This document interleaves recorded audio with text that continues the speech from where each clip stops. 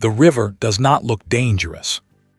At first glance, it appears almost peaceful, a wide stretch of moving water reflecting the sky like glass. The surface glides forward in silence, bending gently around the landscape. No crashing waves, no violent splashes, nothing that suggests immediate danger. And that is exactly what makes it deadly. Because in certain rivers, the most dangerous force is not what you see, but what you don't. There is a moment just before everything changes when the illusion holds. The current seems manageable, the water feels stable, a person steps in confident, maybe curious, maybe unaware. Then, without warning, the ground disappears beneath their feet. Not because of depth, but because of motion. The water does not simply flow forward. It folds, it rotates, it collapses inward on itself with invisible precision. And in less than a second, the human body is no longer standing, it is being controlled. Pulled sideways, dragged forward, then down. This is not panic, not yet. This is physics. Across the world, there are rivers where survival is measured not in minutes, but in seconds. Locations where trained swimmers have failed, where rescue teams hesitate, where even experts acknowledge a simple truth. Once the water takes control, escape becomes a matter of chance. These rivers exist on every continent. Some are hidden deep within remote canyons. Others flow directly through populated areas. Some appear violent at first glance, but many do not. And that is where the danger begins. Because the human brain is wired to assess risk visually, we look for movement, noise, chaos, signs of instability. But violent rivers often present the opposite. They are quiet, controlled, deceptively calm. And beneath that calm surface lies one of the most powerful natural forces on Earth. To understand why, we have to abandon the way we normally think about water. Because rivers are not just bodies of water. They are systems of energy. Every drop moving with purpose, shaped by gravity, terrain, and resistance. Every curve, every rock, every change in elevation influencing how that energy behaves. And when those variables align in a certain way, the result is something far more dangerous than speed. It becomes force. Force that can overpower muscle. Force that can disorient the human body in seconds. Force that does not give warnings. The first recorded accounts of deadly river currents date back centuries. Early explorers described waterways that behaved unpredictably, rivers that seemed to pull downward, trapping anyone who entered. At the time, these stories were dismissed as exaggerations. Today, we know better. Modern fluid dynamics has revealed the truth behind these phenomena, and the reality is far more precise and far more dangerous than early observers could have imagined. In controlled experiments, researchers have measured the forces generated by fast-moving water. Even at relatively low depths, the pressure exerted on the human body can exceed what most people can resist. At just knee depth, strong currents can destabilize footing. At waist depth, the force increases exponentially. At chest level, control is nearly impossible. But depth is only part of the equation. Velocity, the speed of map of the world, suggests order. Blue lines cut across continents, flowing from mountains to oceans, following predictable paths shaped by gravity and time. Rivers appear familiar, natural, stable, even comforting in their repetition. But the reality is far less orderly. Because scattered across the planet are rivers that defy expectation, systems of water that behave in ways that should not be possible under normal conditions, rivers where the rules of flow, safety, and predictability begin to collapse. And these are the rivers that do not just move through landscapes. They reshape them. In remote regions of the Amazon basin, river systems shift course so dramatically that entire forests appear displaced within decades. In mountainous regions of Asia, narrow waterways accelerate through confined rock corridors, turning calm streams into violent torrents without warning. In Arctic zones, meltwater rivers carve unstable channels through ice sheets that change shape seasonally. But among all these systems, the most dangerous are not always the largest. They are the ones that appear ordinary. Because a river does not need to be wide to be powerful. It does not need to be deep to be lethal. It only needs one condition to become something entirely different from what the eye perceives. Energy imbalance. A river is, at its core, a moving system of energy. Gravity pulls water downhill. Terrain guides its direction. Friction slows it down. But when those forces stop balancing evenly, something changes. The river stops being a passive feature of geography. It becomes an active force. This transformation often begins in silence. A narrow canyon where water is forced between tight rock walls. A sudden drop in elevation hidden beneath an otherwise calm surface. A submerged obstruction that redirects flow beneath the visible current. Each of these conditions introduces instability into the system. And instability is where danger begins. One of the most deceptive characteristics of extreme river systems is their ability to hide energy beneath calm surfaces. To an observer, the water may appear slow, smooth, even shallow in places. But beneath that surface, flow velocity can increase dramatically.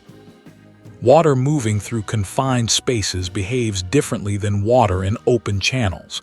It compresses, it accelerates, it collides with itself, generating turbulence patterns that are not visible from above. These are the conditions that create what experts refer to as hidden hydraulic zones, areas where water circulates in loops beneath the surface, trapping anything caught within them. Historically, such locations were not understood. Early explorers navigating unfamiliar terrain often recorded incidents where boats or swimmers simply vanished in sections of river that appeared harmless moments before. With no scientific framework to explain these events, the rivers gained reputations as cursed or unpredictable. In reality, they were neither. They were predictable systems operating under complex physical laws that were simply not yet understood. Modern hydrology now allows us to analyze these behaviors with precision. Using satellite imaging, flow simulation models, and underwater mapping, scientists can identify areas where river energy becomes concentrated. What they find is consistent across different environments. Whenever a river is forced through sudden constrictions, such as rock gorges or artificial channels, velocity increases dramatically. When that fast-moving water encounters a drop or obstruction, it creates rotational flow patterns beneath the surface. These patterns are not random. They are structured. A continuous cycle of downward pull, backward motion, and recirculation. To a human caught inside it, this system feels like being held in place by an invisible force. Not pushed away, not carried forward, but held. This is one of the reasons river accidents are often misunderstood. From the outside, it may appear as though a victim is simply caught in strong current. But in reality, they may be trapped in a closed hydrodynamic loop, unable to escape the cycle of motion. The most dangerous aspect of these systems is not their strength. It is their predictability. Once formed, these flow structures maintain themselves until external conditions change, such as water levels dropping, obstructions shifting, or flow direction altering. This means that in many rivers around the world, the danger is not temporary. It is structural. In some documented cases, low-head dams, man-made structures designed to regulate water flow, have unintentionally created some of the most hazardous hydraulic environments on Earth. From the surface, they appear harmless. Water flows smoothly over a uniform edge, creating a soft, even curtain. But beneath that curtain lies a powerful recirculating current, a submerged rotation system that pulls objects downward and then pushes them back toward the structure again. These systems have been responsible for countless accidents, not because they are unpredictable, but because they are visually deceptive. There are no dramatic warnings, no visible chaos, only a smooth, continuous flow that hides a violent internal mechanism. This contradiction between appearance and reality is what makes river systems so dangerous. Humans are visually oriented creatures. We rely on surface information to assess risk. If water looks calm, we assume safety. If it moves gently, we assume stability. But rivers do not communicate danger through appearance. They communicate through energy. And energy is invisible. In natural canyon rivers, this energy becomes even more concentrated. Narrow geological formations force water into tighter channels, increasing pressure and speed simultaneously. The result is a high-energy flow system capable of sudden transitions from calm to violent behavior within seconds. A person standing at the edge of such a river may see nothing unusual, but a small change in footing, a slight shift in position, or an unexpected step into a deeper channel can place them directly into the fastest-moving section of the flow. And once inside that section, the environment changes instantly. The ground disappears. Balance becomes unstable. Orientation becomes distorted. And the river begins to dictate movement. At this point, survival is no longer about strength. It is about timing. And in many documented incidents, that timing is measured in seconds. But perhaps the most unsettling truth about these rivers is that they are not rare anomalies. They are common features of natural geography, found in nearly every mountainous region, present in river deltas, hidden in urban waterways modified by human engineering. They exist wherever water is forced to move under constraint, which means the potential for violent current systems is not limited to remote wilderness. It exists wherever rivers exist. And this realization changes everything, because it means that the boundary between safe and dangerous water is not geographical. It is conditional. A river is not inherently stable or unstable. It becomes one or the other based on flow conditions that can change without warning. Rainfall upstream, sudden snowmelt, structural changes in riverbeds, human intervention in water pathways. Each of these factors can transform a calm system into a dangerous one in a matter of hours. And this unpredictability is what defines the next stage of our investigation. Because understanding rivers that should not exist is not just about geography. It is about recognizing that stability in nature is never permanent. And in the next episode, we move deeper into the invisible mechanics that govern these transformations.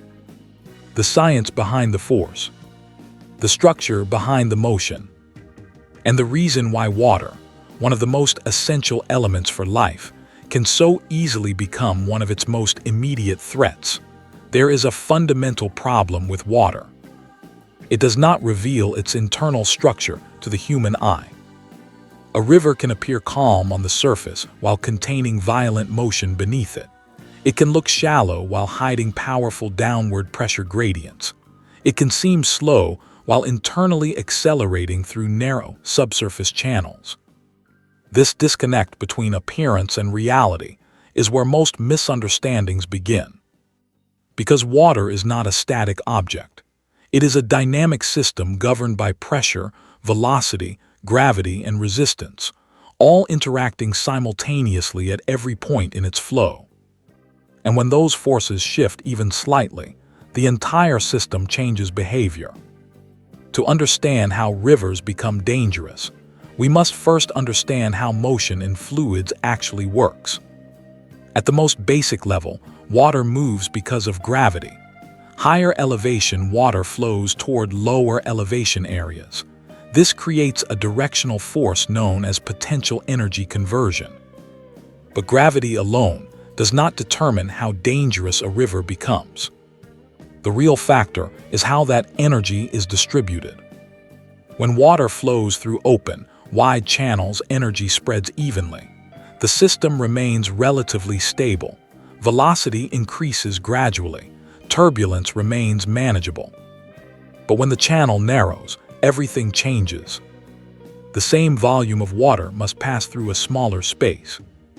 This creates acceleration, not because the water decides to move faster, but because physical constraints force it to. This principle is known in fluid dynamics as continuity of flow. When cross-sectional area decreases, velocity increases. And this is the first invisible transformation that turns ordinary rivers into dangerous systems. Because increased velocity does not just mean faster movement. It means increased force. Force that acts on everything in the water, including the human body. At higher speeds, water begins to exert pressure in multiple directions simultaneously. Forward pressure pushes objects downstream. Lateral turbulence destabilizes balance. Vertical pressure differences begin to form beneath the surface.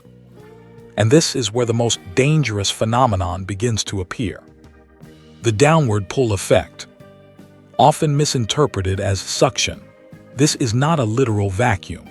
Instead, it is the result of pressure differentials created by fast-moving water interacting with obstacles, drops, and submerged structures. When water flows over a sudden drop, such as a rock ledge or artificial barrier, it separates from the surface temporarily. Behind that separation point, low-pressure zones form. Water from surrounding areas rushes in to fill the gap, creating circular motion patterns. These patterns are not random chaos. They are structured loops. And within these loops, objects, including human bodies, can become trapped. This is one of the key mechanisms behind what are commonly called hydraulic traps. To the observer, the surface may look like a simple waterfall or rapid drop, but beneath it, the water is rotating in a continuous cycle, down, forward, up, and back again. Once inside this cycle, escape becomes extremely difficult because the system continuously repositions the body back into the same motion pattern. Even strong swimming effort often becomes ineffective because energy is being spent fighting the flow rather than breaking the loop. This is why many river accidents occur in seemingly shallow water. Depth is not the determining factor. Flow structure is. Another critical invisible force is turbulence. Turbulence is often misunderstood as random chaos. In reality, it is highly structured, irregular motion caused by disruptions in smooth flow. When water encounters obstacles, rocks, debris, narrow channels, it breaks into swirling eddies and vortices. Each vortex is a rotating system with its own internal momentum. In high-energy rivers, multiple vortices can form simultaneously, interacting with each other and creating complex flow networks beneath the surface. A person entering such a system is no longer dealing with a single current. They are interacting with multiple competing forces, some pushing forward, some pulling sideways, some dragging downward. This multidirectional pressure is what creates disorientation. The human brain relies heavily on stable reference points, up, down, left, right. But in turbulent water, those references collapse. Orientation becomes unreliable. And in that moment, survival decisions become significantly harder. One of the most dangerous misconceptions about rivers is that danger is visible. People expect to see white water, crashing waves, or obvious signs of chaos. But many of the most dangerous hydraulic systems occur in visually calm environments. This is because energy does not always manifest on the surface. In some cases, it is absorbed below. Subsurface flow can carry significantly more energy than surface motion suggests. This is especially true in deep channels where water is moving rapidly beneath a relatively smooth top layer. This creates what scientists refer to as laminar illusion, where flow appears stable but contains hidden turbulence beneath. These zones are particularly dangerous because they bypass human risk perception entirely. There is no visual warning, no audible cue, only sudden transition. Another key factor in river violence is pressure gradient instability. As water moves through uneven terrain, pressure differences develop between adjacent flow regions. These differences cause rapid acceleration of water between zones, leading to jet-like streams within the river system itself. These internal jets can exert localized force far beyond the average flow speed of the river. In practical terms, this means that one section of a river can behave like a calm stream, while another nearby section behaves like a high-speed hydraulic system.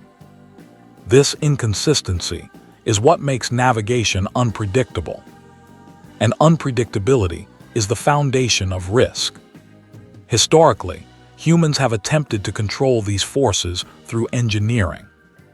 Dams, levees, and channel modifications are designed to regulate flow, reduce flooding, and stabilize water movement. But engineering does not eliminate energy. It redistributes it. In some cases, it concentrates it. Low-head dams are a prime example of this unintended consequence. By forcing water over a uniform drop, they create consistent recirculating currents beneath the surface. These currents are not random accidents. They are predictable physical outcomes of fluid behavior.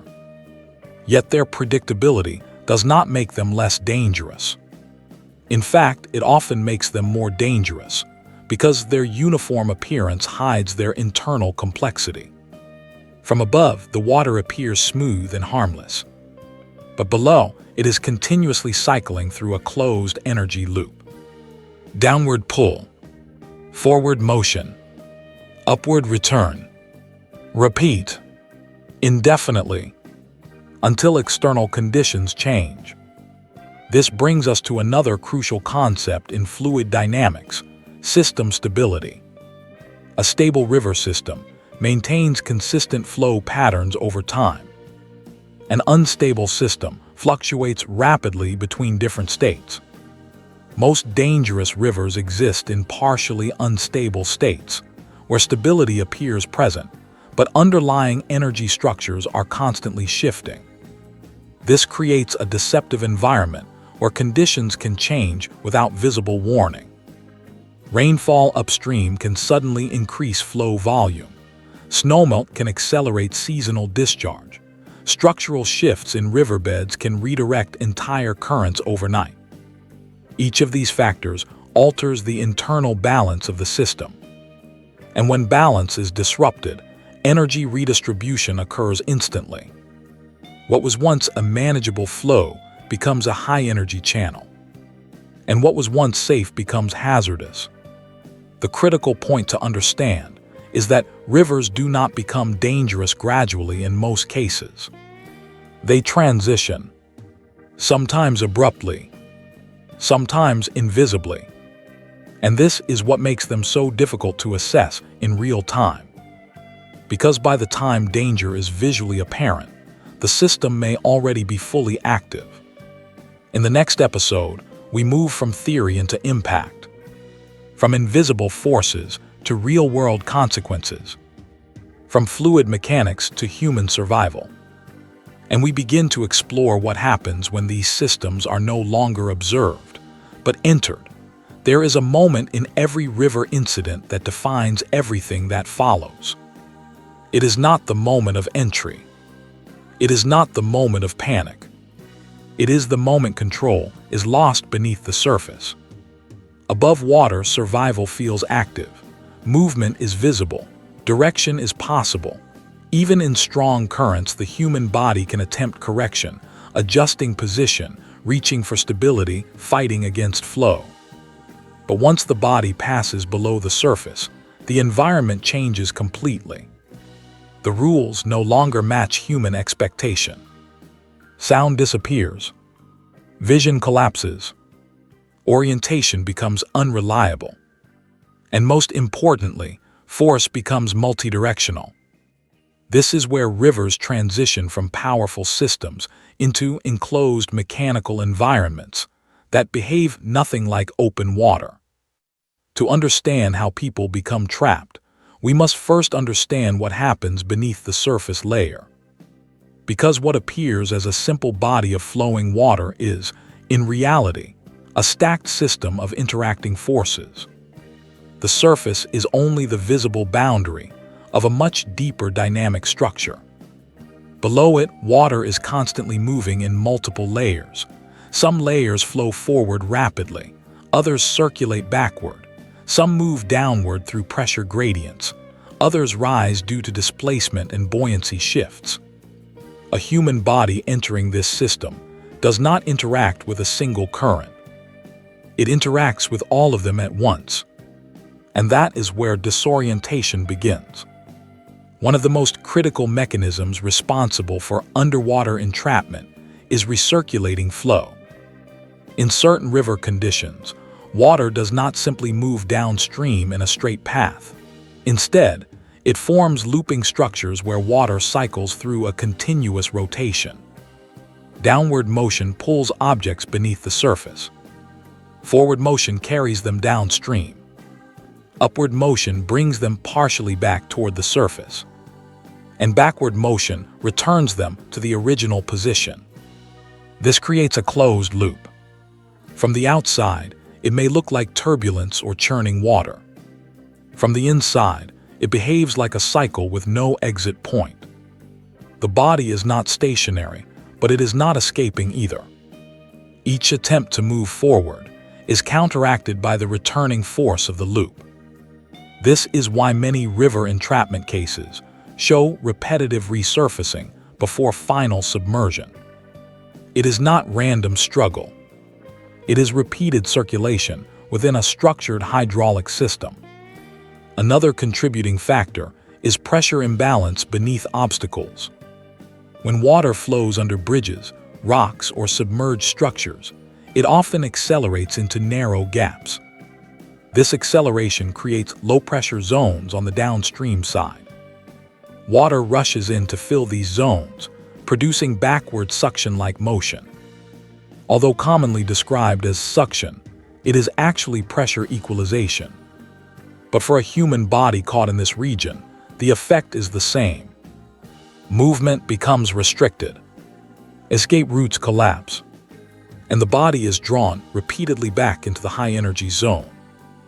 These conditions are especially dangerous in environments with hidden obstructions. Submerged rocks, fallen trees, and artificial structures create complex flow patterns that are invisible from above. Water may appear smooth on the surface, while forming violent rotational systems just beneath it. This is one of the most deceptive aspects of river physics. Visual calm does not equal physical safety. Another major factor in underwater entrapment is turbulence fragmentation. When high-speed water collides with irregular terrain, it does not flow as a single unified stream. It breaks into smaller, independent vortices. Each vortex rotates with its own internal energy, direction, and stability. A person entering such a system is no longer interacting with a single force, but multiple competing microsystems. Some vortices push downward. Some push sideways. Some accelerate forward. And others pull backward. This multi-vector environment creates what researchers describe as kinetic confusion. The body receives conflicting force inputs simultaneously, making coordinated movement extremely difficult. Even simple swimming motions become inefficient because each action is immediately counteracted by another force. This is why exhaustion occurs rapidly in strong river currents. It is not just physical effort. It is constant resistance from multiple directions. In addition to mechanical forces, there is also a psychological breakdown that occurs in submerged environments. The human brain relies heavily on spatial orientation. It expects gravity to behave consistently. It expects up to mean escape, and down to mean depth.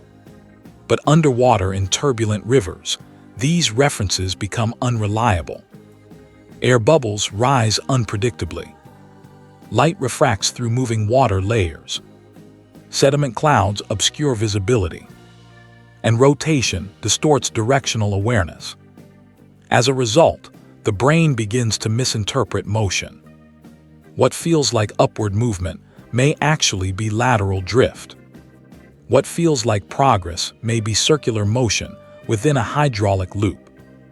This disconnect between perception and reality is one of the most dangerous aspects of river entrapment, because decisions are made based on incorrect spatial information. At the same time, oxygen limitation becomes a critical factor. Unlike open surface swimming, underwater entrapment in rivers often involves repeated submersion cycles. The body may briefly surface due to upward flow in a vortex, only to be pulled down again. These intermittent exposures to air create a false sense of opportunity. But they are part of the same cycle that prevents escape. Each resurfacing consumes energy. Each submersion increases disorientation. And over time, the body transitions from active resistance to passive movement within the flow system. Another important factor is sediment and debris interaction. Rivers often carry suspended particles, sand, silt, organic matter, and small debris. In high-energy conditions, this material becomes part of the flow structure. It reduces visibility further and increases frictional resistance against movement.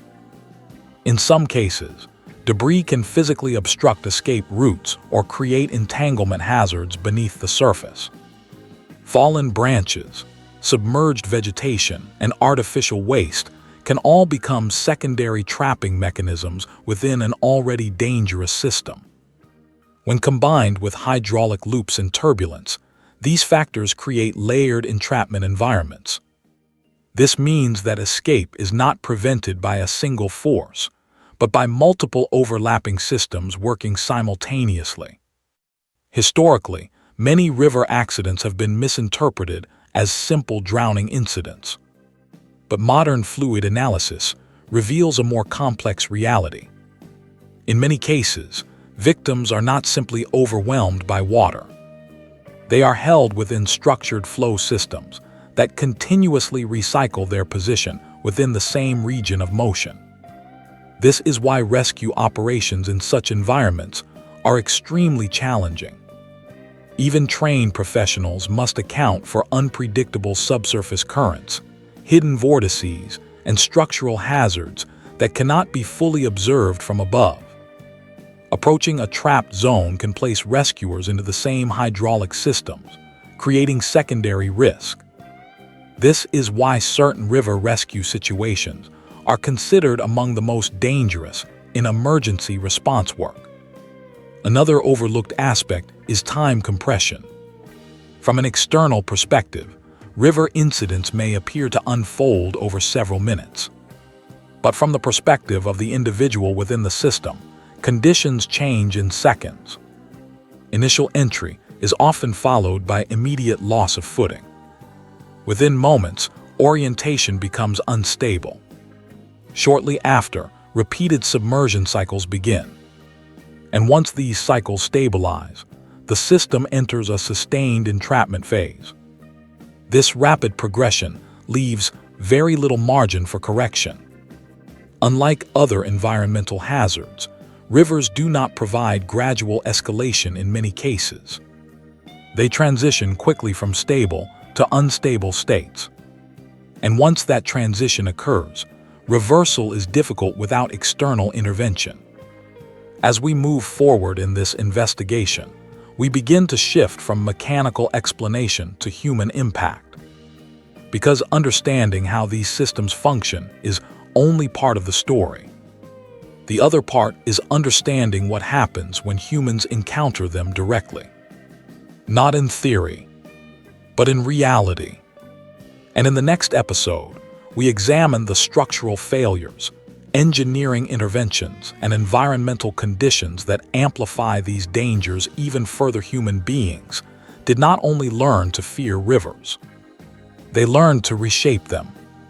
Across history, civilizations have tried to control water, not by avoiding it, but by forcing it into predictable paths. Dams, canals, levees, spillways, diversion channels, each structure designed with a single promise: control the flow, reduce the risk, protect human life. But water does not surrender to design. It responds to it. And in many cases, it responds in ways that were never intended. What begins as protection can transform into amplification. What begins as stability can become concentrated danger. And in certain engineered environments, rivers do not become safer. They become more violent. This is the hidden paradox of hydraulic engineering. Because water is not eliminated by structures, it is redirected. And when energy is redirected into confined spaces, it does not disappear. It intensifies. One of the most misunderstood engineering structures in river systems is the Low-Head Dam. From a distance, it appears harmless. A simple, uniform drop where water flows smoothly over a horizontal barrier. The surface looks controlled, even peaceful. There is often no dramatic waterfall, no visible chaos, no obvious sign of danger. But beneath that uniform flow lies one of the most lethal hydraulic environments created by human design. When water passes over a low-head dam, it drops abruptly on the downstream side. This sudden change in elevation causes the flow to separate from the surface. Behind this separation point, water begins to recirculate. A continuous loop forms beneath the surface. Water moves downward, then forward, then upward, and back again toward the dam face. This creates a hydraulic recirculation zone that traps anything entering it. From the outside, it looks like smooth, harmless flow. From the inside, it behaves like a conveyor system with no exit. Objects entering this zone are repeatedly pulled back toward the dam structure. Not by suction, but by continuous rotational energy within the flow system. This is why low-head dams are often referred to by water safety experts as drowning machines. Not because they are unpredictable, but because they are consistently dangerous in the same predictable way.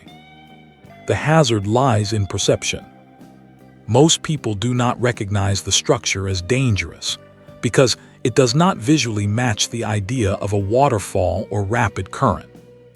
Instead, it appears uniform, controlled, engineered, and that visual consistency creates a false sense of safety. But in fluid dynamics, uniform appearance does not guarantee uniform behavior. In fact, uniform surfaces often hide complex subsurface motion. The energy passing over a low-head dam does not dissipate. It reorganizes into a stable, self-sustaining vortex system. Once formed, this system can persist as long as water flow continues.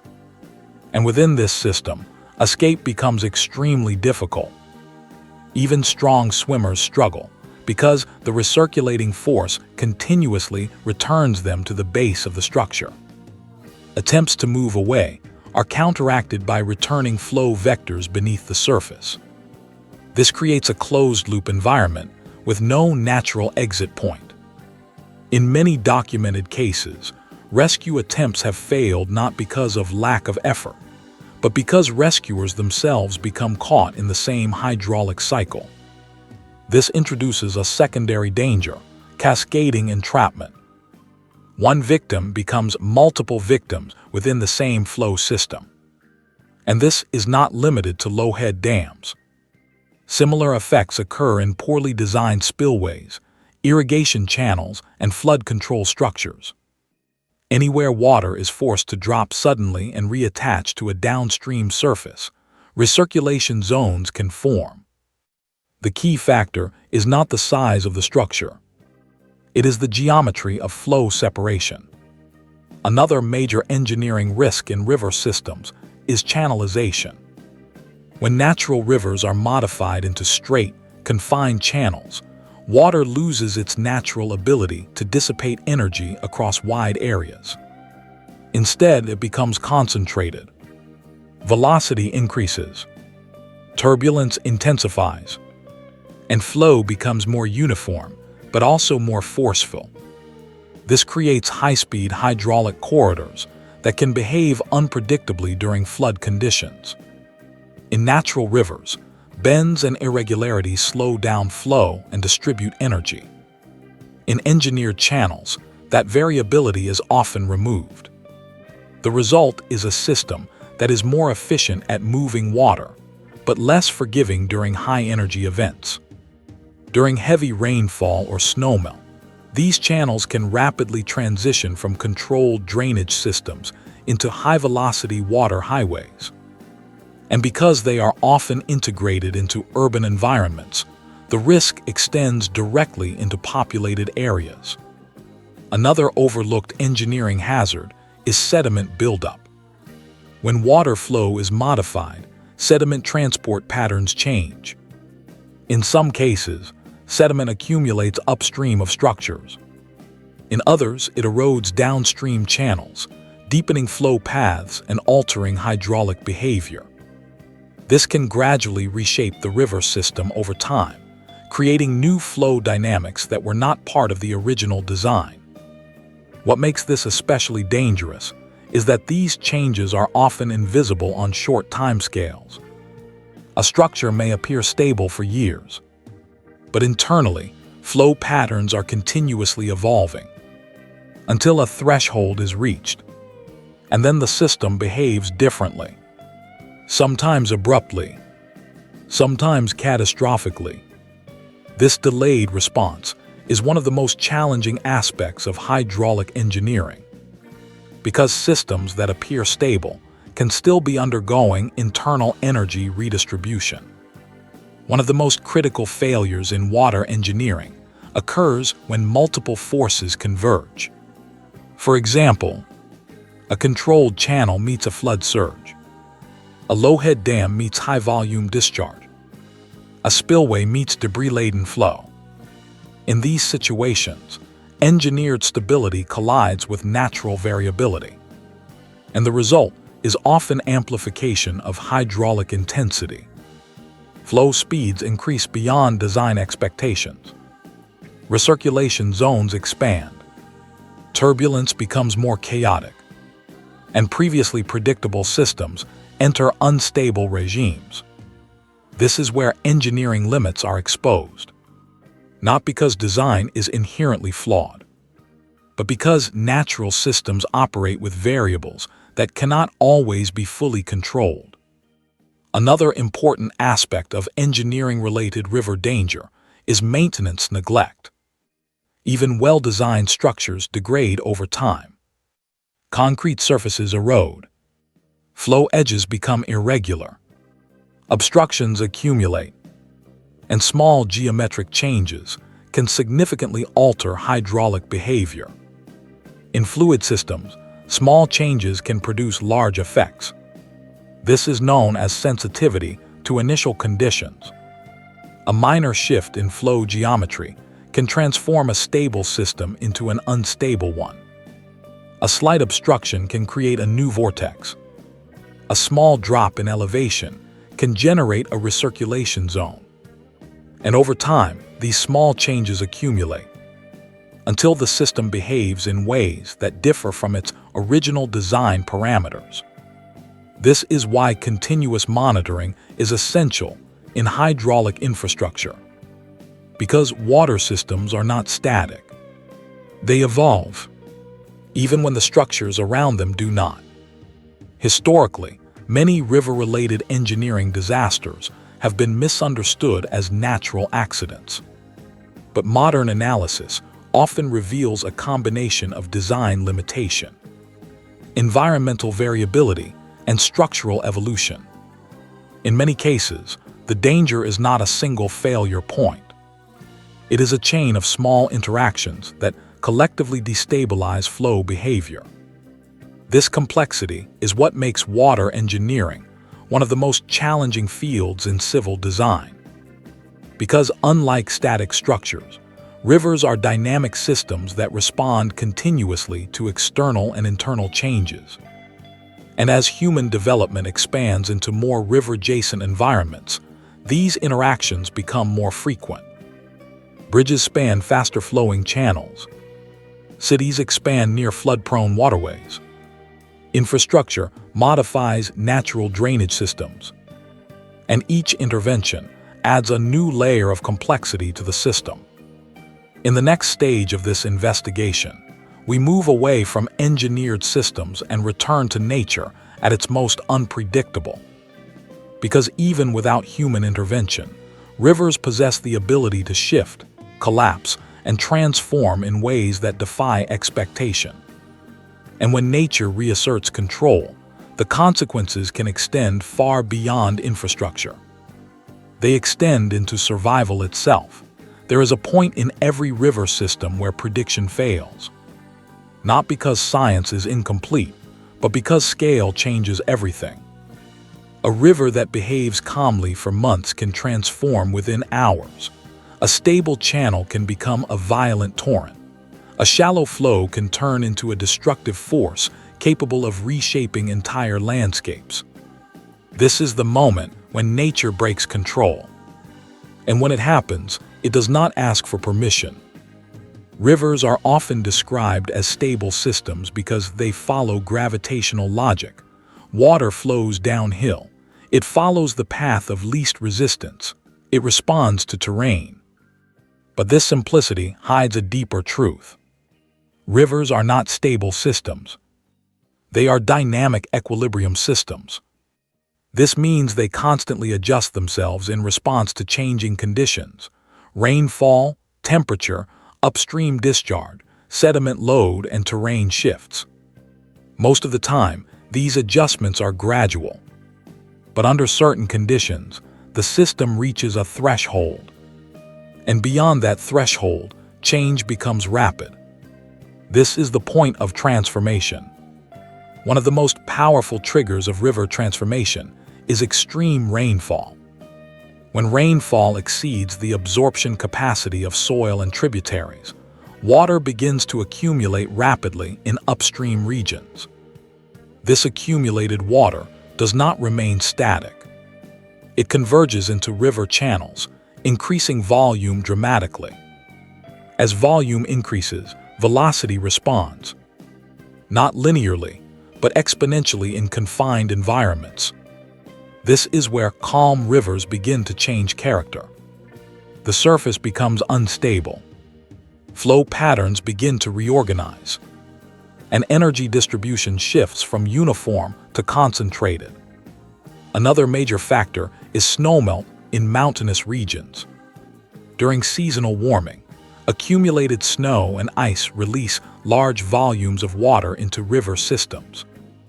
This process can significantly increase discharge rates over short periods. When combined with rainfall, the effect is amplified. Rivers that normally operate within stable limits suddenly experience peak flow conditions far beyond their baseline state.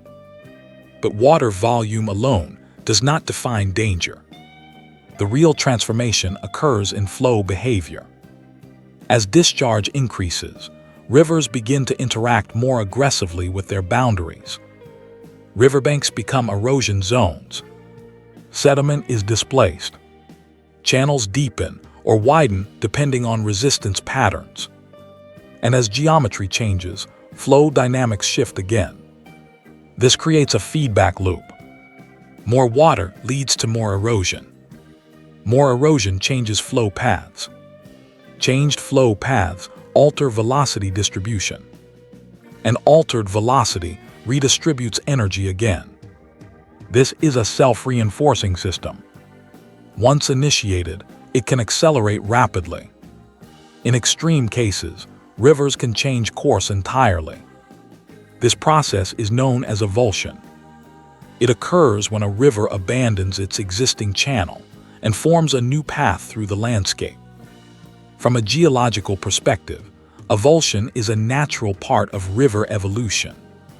From a human perspective, it can be catastrophic. Entire settlements, agricultural regions, and infrastructure can become disconnected from water sources or submerged under new flow paths. Another critical phenomenon during extreme river events is flash flooding. Unlike gradual flooding, flash floods occur when water accumulates and releases rapidly over a short time scale. These events are often triggered by intense rainfall in localized areas. Because the water has little time to disperse, it moves as a concentrated surge. This surge can travel through river channel with extreme speed. And because it often carries debris, sediment, and erosion material, its destructive capacity increases significantly. In flash flood conditions, rivers lose their typical structure. They become moving walls of water, reshaping everything in their path. Bridges can be overwhelmed, roadways submerged, natural barriers eroded. But what makes these events especially dangerous is their unpredictability. They can occur in regions that appear stable moments before. Clear skies upstream do not always reflect conditions downstream. This disconnect between perception and reality is one of the most dangerous aspects of river systems during extreme events. Another overlooked factor in river transformation is subsurface saturation.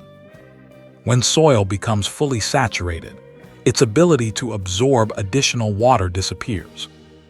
At this point, all incoming water contributes directly to surface flow. This accelerates runoff into river channels, increasing pressure within the system. Combined with erosion, this can destabilize riverbanks and trigger sudden collapses. These collapses introduce additional sediment into the flow, further altering hydraulic behavior. The river becomes heavier, faster, and more unpredictable. But perhaps the most visually deceptive stage of river transformation is the transition phase. This is the period when a river is shifting from stable to unstable conditions. During this phase, surface appearance may not fully reflect internal energy changes. Water can still appear navigable. Flow can still seem controlled. But beneath the surface, velocity gradients are increasing. Pressure zones are forming. And turbulence is expanding. This mismatch between appearance and internal behavior is what leads to many misjudgments in river safety. Because humans tend to assess risk based on surface observation. But rivers do not operate at the surface alone. They operate in 3 dimensions. And during transformation events, much of the energy is distributed below visible layers. As flow intensity increases, rivers also begin to interact more aggressively with obstacles. Large debris such as trees, rocks, and man-made objects become mobile within the system. These objects are not passive. They become part of the flow dynamics. Carried by current, they can impact structures, alter flow paths, and create localized turbulent zones. In some cases, debris accumulation can form temporary blockages. These blockages store energy upstream. And when they eventually fail, they release that energy suddenly downstream. This creates secondary surge waves within the river system. These surges can be just as dangerous as the original flood event. In mountainous regions, river transformation can also trigger landslides. As banks erode, slopes become unstable. Combined with saturation, this instability can lead to mass movement of earth into river channels. This not only increases water displacement, but also adds solid material into the flow. The river becomes a hybrid system of water and debris. Its behavior becomes even less predictable.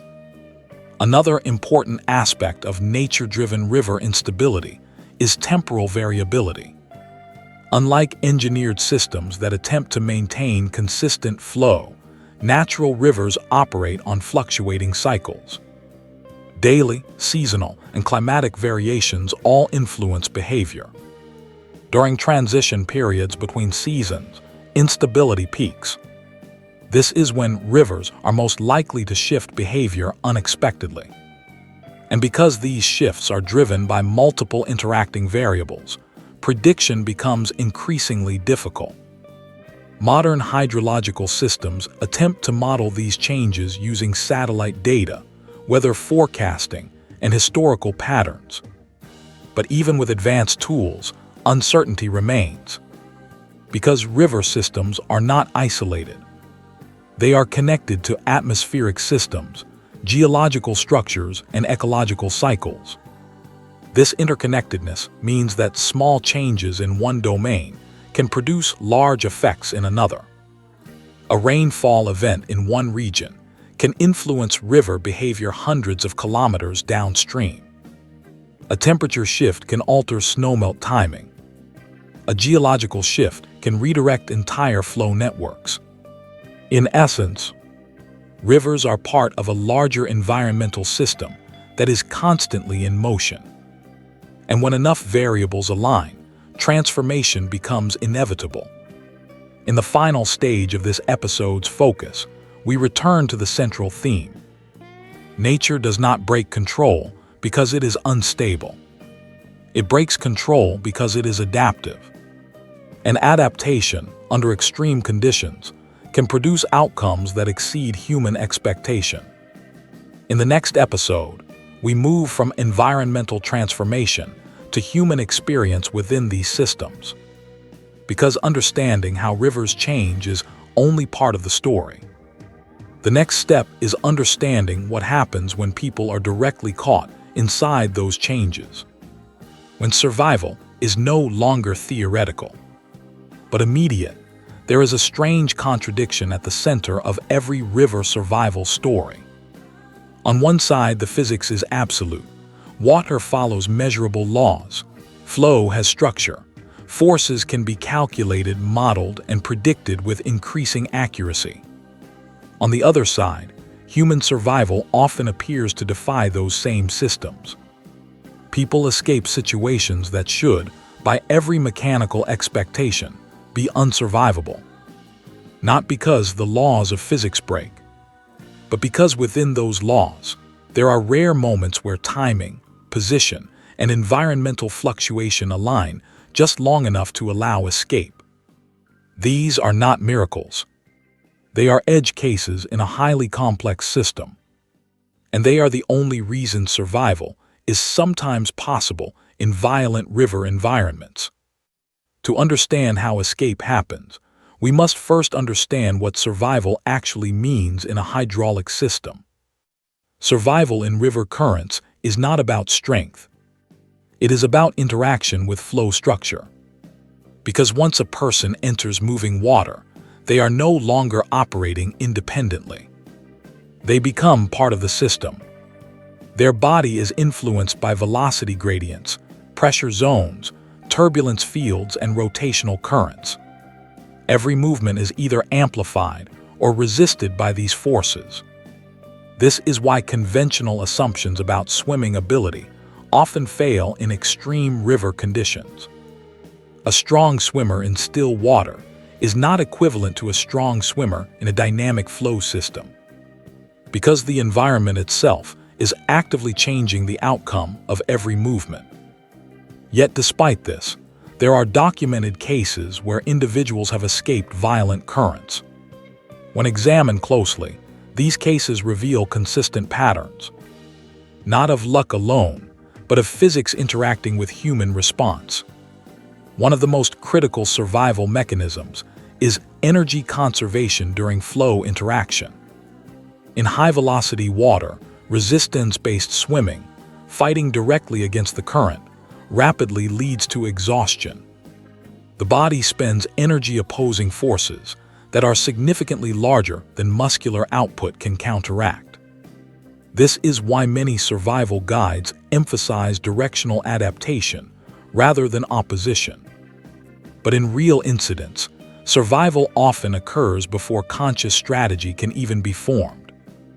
It begins with instinctive body positioning. In turbulent water,